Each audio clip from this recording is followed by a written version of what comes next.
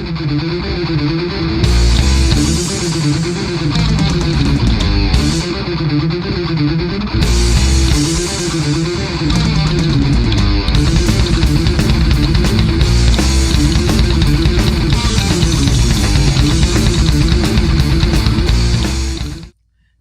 welcome to Breaking It All Down. I'm Count Zero. Well, I've started reviewing 2 series of science fiction and fantasy novels in the past, with the Cities in Flight series and the Lunium covering science fiction and fantasy respectively, and I finished neither. So, let's start a 3rd series of books while I'm at it, but worry not, my friends.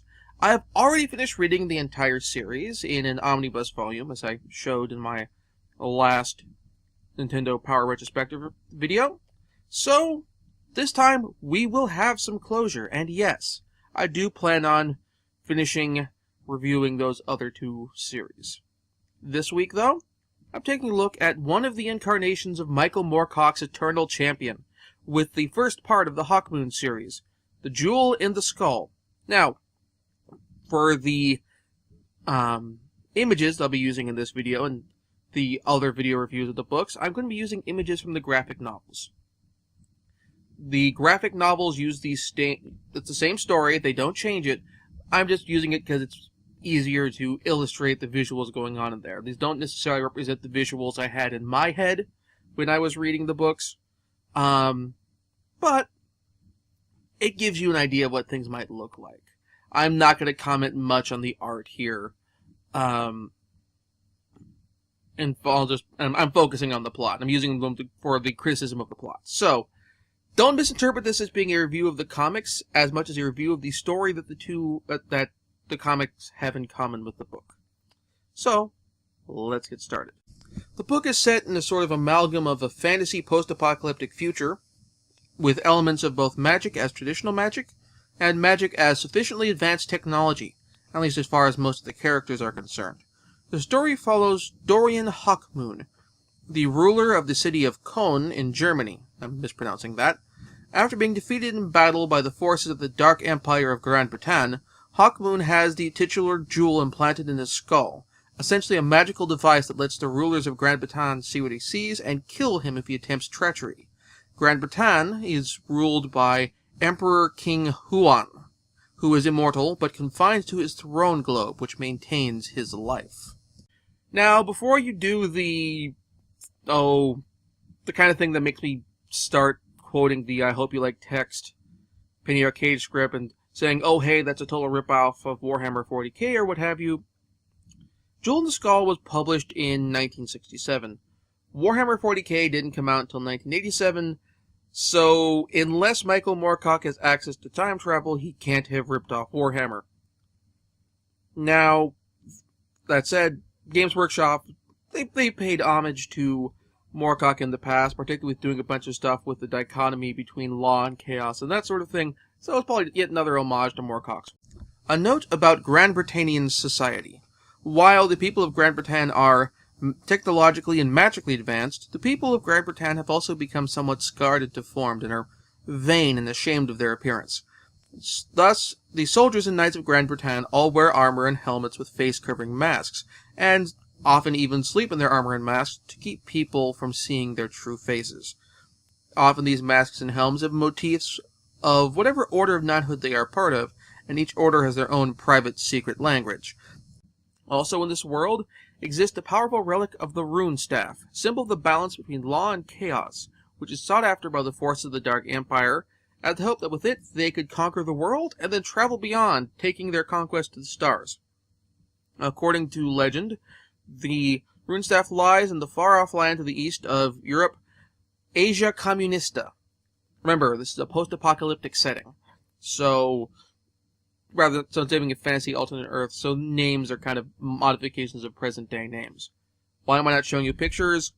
Because we don't actually see the Rune Staff, we don't see it depicted until much later, and nobody goes to Asia Communista, so there's no depiction of that.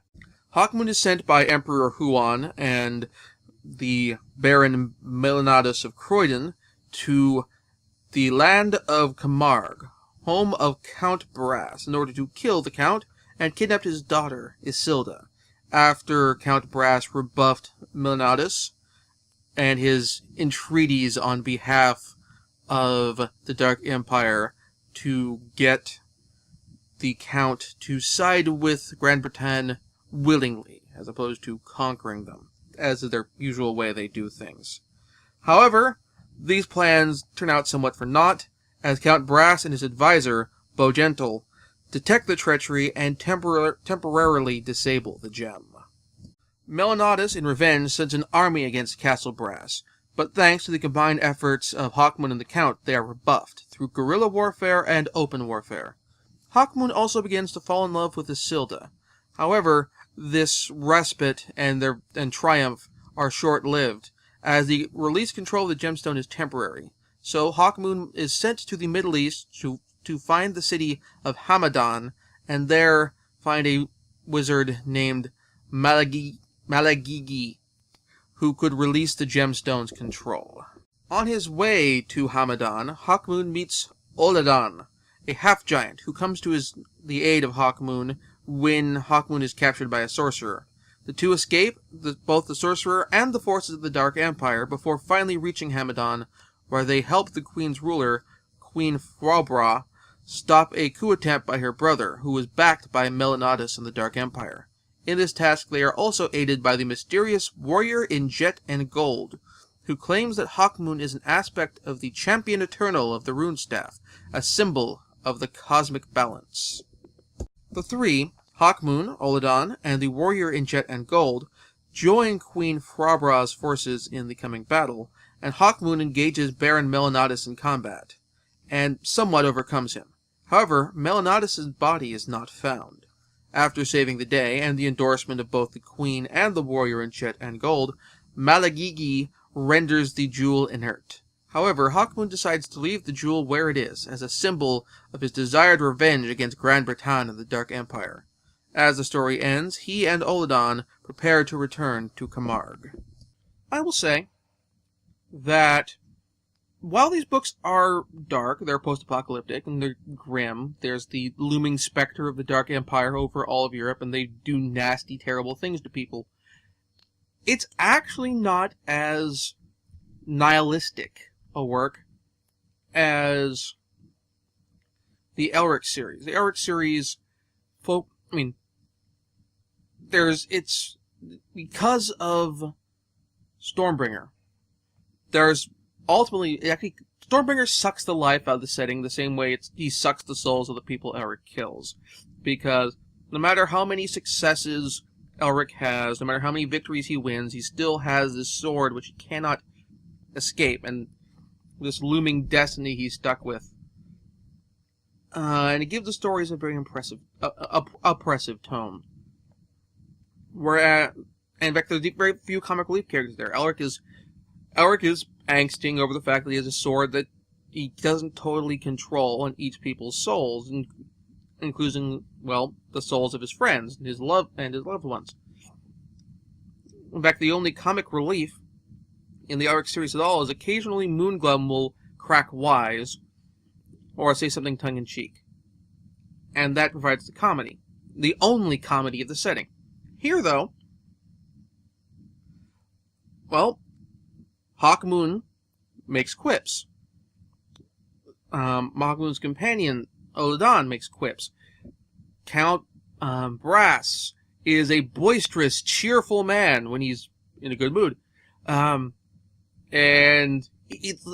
by boisterous and cheerful, I mean like Brian Blessed, boisterous and cheerful. Really, it is a setting. It is a setting where there is darkness here. There is oppression in this world because it's post-apocalyptic and you can't escape that. But there are rays of light, and that, I think, makes the Hawkmoon series, to a certain extent, a little more appealing, a little more approachable than Elric. Elric is more well known, but I think if you're coming into Michael Moorcock for the first time, I would say that Hawkmoon is a good place to come in. It still fits in nicely with the Eternal Champion storyline, but it's a slower burn. It builds things up more, as this volume has teases at the ultimate destiny of Hawkmoon and his role in the cosmic balance. But it's it's a fun sword and sorcery novel. It's one that avoids the racist and misogynist elements that occasionally come in the works of other fantasy authors, like the Conan series. So there's also that as well. I think that if you're not the biggest fan of swords and sorcery, if you find it difficult getting into Conan, or if you're coming into Michael Moorcock for the first time because you've heard recommendation of his stuff, this is the place to come in on. I really recommend you check out this book. And next time, I'll be taking a look at the second book, The Mad God's Amulet. And I'll see you then.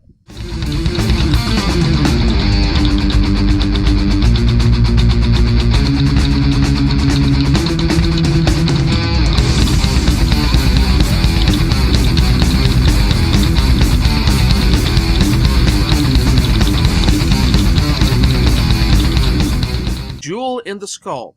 Now, for the images I'll be using in this video and the other video reviews of the books, I'm going to be using images from the graphic novels. The graphic novels use it's the same story.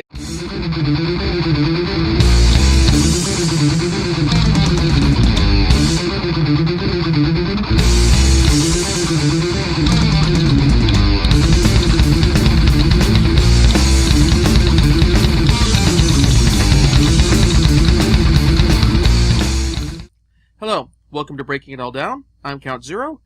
Well, I've started reviewing 2 series of science fiction and fantasy novels in the past, with the Cities in Flight series and the Lunium covering science fiction and fantasy respectively. And I've finished neither. So, let's start a 3rd series of books while I'm at it. But worry not, my friends. I have already finished reading the entire series in an omnibus volume, as I showed in my last Nintendo Power Retrospective video. So, this time, we will have some closure, and yes, I do plan on reviewing those other 2 series. This week, though, I'm taking a look at one of the incarnations of Michael Moorcock's Eternal Champion, with the first part of the Hawkmoon series,